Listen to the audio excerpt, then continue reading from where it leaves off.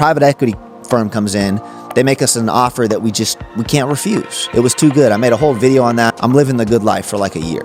So my daughter's born. I'm still working for the business, but taking it kind of easy. It's all good. We're having a great year. I kid you not, within 5 minutes of the agent calling me to tell us that we got our offer accepted, I get another call from the dermatologist. So this guy starts the conversation with, "Are you sitting down?" I'm like, I'm driving, but yeah, what's up? And he's like, "Well, your biopsy came back and pathology came back as melanoma." Now, I still really don't know what this means. I'm really pretty ignorant here. You know, we get back to the Airbnb we're staying at, and I just go full research mode. And I truly scare myself sick. For anyone that's ever had anything wrong, they say don't Google it, and this is why. Basically, melanoma is 100% curable if you get it on the surface, but once it gets into the body, it's one of the more aggressive cancers out there, and actually one of the leading drivers of death in young people. Once the fear actually started to set in, I have a pretty aggressive coming to Jesus moment. Like literally, for the first time in probably 4 or 5 years, I opened the Bible app. The verse of the day is Isiah 41:10. "Do not fear, I am with you. Do not be anxious, I am your God. I will strengthen you, I will help you. I will uphold you with my victorious right hand." So this is the first Bible verse I see in like half a decade. Reassuring, still probably random, right? And then that same evening, same day, I'm trying to distract myself, and so I tune into Kanye's first listening party for his Donda album. It's quite the spectacle, but I'm enjoying it, you know? It's keeping me distracted, big Kanye fan. And I noticed that during one of the songs, he's flashing Bible verses on the mega screen and all throughout the stadium. And there it is again, Isiah 41:10, same day. It's choked me up a little bit. It was like, minutes of with tuning into the performance, I'm seeing this Bible verse again. So I'm still hard on myself, but eventually I get that appointment on oncology.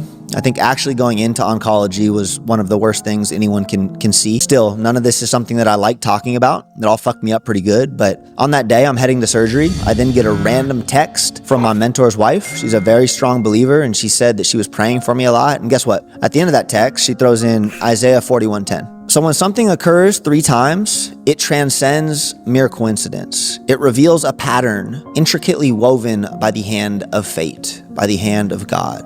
So much stuff kept happening throughout that whole trip. Like we were selling a property in Washington that we couldn't move a year prior. Within a week, 2 weeks after that, my second daughter was born. We did a natural birth, and I created the playlist. I had a lot of Donda on there. And this whole time I'm weighing this world where you might not get to see your children grow up. Like I think that's what's weighing on me the most. And when my second daughter was born, I fucking lost it. And my wife lost it. And right as she was being born, that Kanye song's on, Come to Life. And I had the live version, the performance he did with Drake. And he breaks out into a prayer. God, if you can hear me tonight, put a firewall around all the families. Put a firewall around all the families. Jesus' name. You know where to find me. They cannot define me, so they crucify me. That's the place that I live. Come and find me. Come and sanctify me.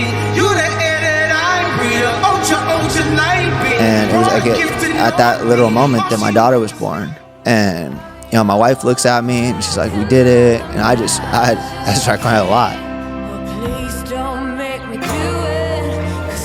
2 girls now, a clear bill of health with a constant reminder that could all be taken away at any moment. And I think most importantly, another opportunity to really make a mark. It was at that point that I truly realized there is no top of the mountain. There is no destination.